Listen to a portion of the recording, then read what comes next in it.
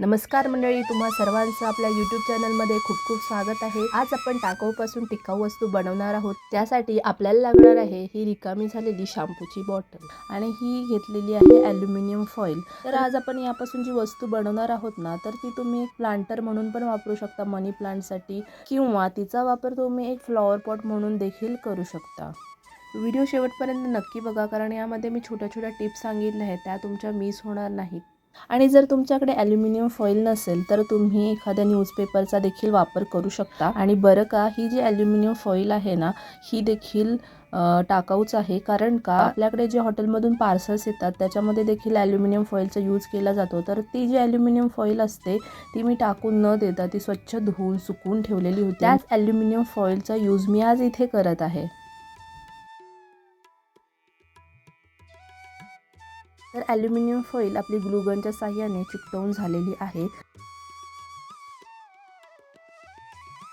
आणि त्यानंतर मी बॉटलचं लेबल काढून टाकलेलं आहे आणि ती स्वच्छ पुसून घेतलेली आहे। आता इथे मी घेतलेला आहे मोल्डेड क्ले। मोल्डेड क्लेमध्ये दोन कंपाऊंड असतात, एक असतं हार्डनर आणि एक असतं रेझिन। ते दोन्ही तुम्हाला व्यवस्थित मिक्स करून घ्यायचं आहे। मोल्डेड क्ले तुम्हाला स्टेशनरी शॉपमध्ये सहज उपलब्ध होऊन जातो, किंवा तो तुम्ही ऑनलाईन देखील ऑर्डर करू शकता। आणि आता आपण क्लेच्या साहाय्याने अशा प्रकारे ॲल्युमिनियम फॉइल कव्हर करून घेणार आहोत। क्ले चिकटवण्यासाठी इथे मी यूज केलेला आहे फेविकॉल। इथे तुम्ही तुमच्या पसंतीचा आकार देऊ शकता। मी इथे आकार देण्यासाठी थोडासा पाण्याचा वापर केलेला आहे। फार कमी पाण्याचा वापर इथे करायचा आहे।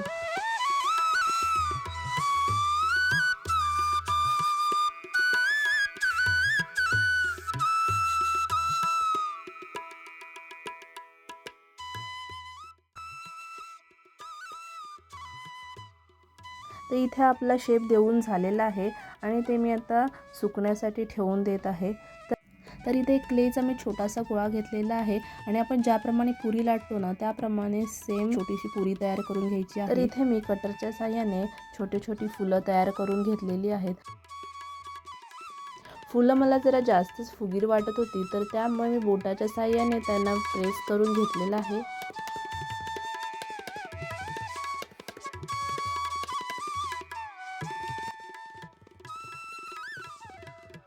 तर आता फेविकॉलच्या साहाय्याने आपण इथे फुलं चिकटवून घेणार आहोत।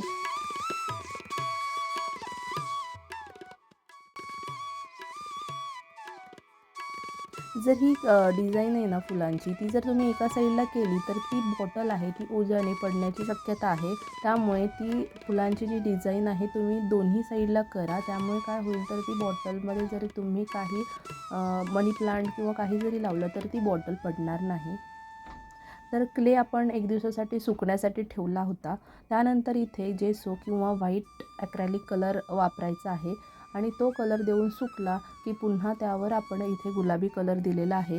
हो, आणि एक सांगायचं राहून गेलं की मी बॉटलचा कलर चेंज केलेला नाही, कारण हा जो कलर आहे ना तो मला फार आवडला होता आणि हे कॉम्बिनेशन देखील खूप छान दिसत आहे। त्यामुळे हा मी कलर चेंज केला नाही। जर तुम्हाला तो कलर चेंज करायचा असेल तर प्रथम तुम्ही सँडिंग करा बॉटलचं, त्यानंतर जेसो ॲप्लाय करा आणि त्यानंतरच तुमचा जो आवडीचा कलर आहे तो द्या। मी इथे घेतलेला आहे गोल्डन कलर। हा गोल्डन कलर आपण आपल्या अशा बोटावर घ्यायचा आहे आणि अशा प्रकारे फुलांवरती ॲप्लाय करायचं आहे। त्यामुळे काय होतं की आपली जी फुलं आहेत ना ती व्यवस्थित उठून दिसतात। आणि अशा प्रकारे आपला सुंदरसा फ्लॉवर पॉट बनवून तयार झालेला आहे।